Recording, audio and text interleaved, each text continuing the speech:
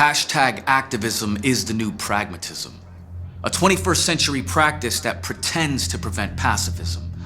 You could see this captured immediately after the impact of a national tragedy, especially the ones that tend to end in mass casualty, like earthquakes, tsunamis, mass shootings, bombings.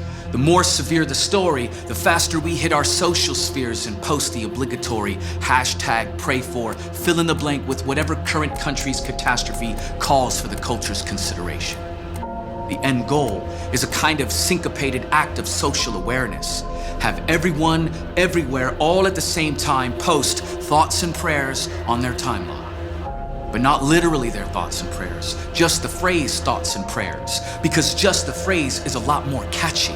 Besides, too many words can sometimes make a message more messy or even affect its efficacy.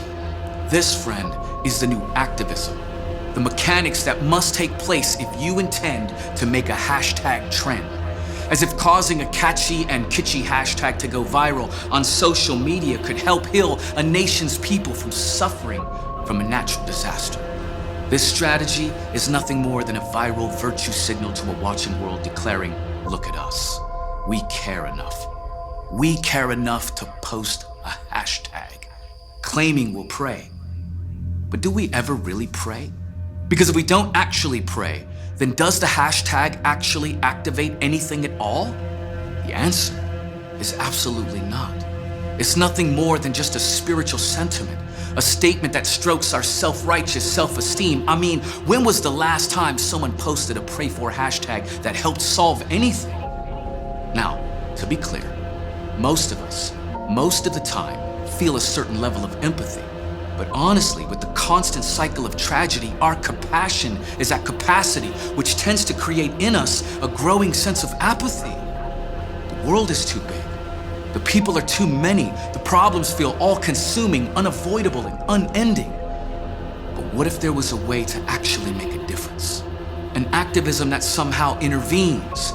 What if you were privy to information that preceded the tragedy? Would you still adhere to your social media strategy? But what if I told you that right now, no lie, there are 40 million people in one specific city about to die, standing on the brink of eternal disaster, a catastrophe of cosmic proportions that affect not just this life, but the life after. And you have the unique ability to help lead them to safety. Would your response still be to post a hashtag? Well, I think there's a better way. What if we actually prayed?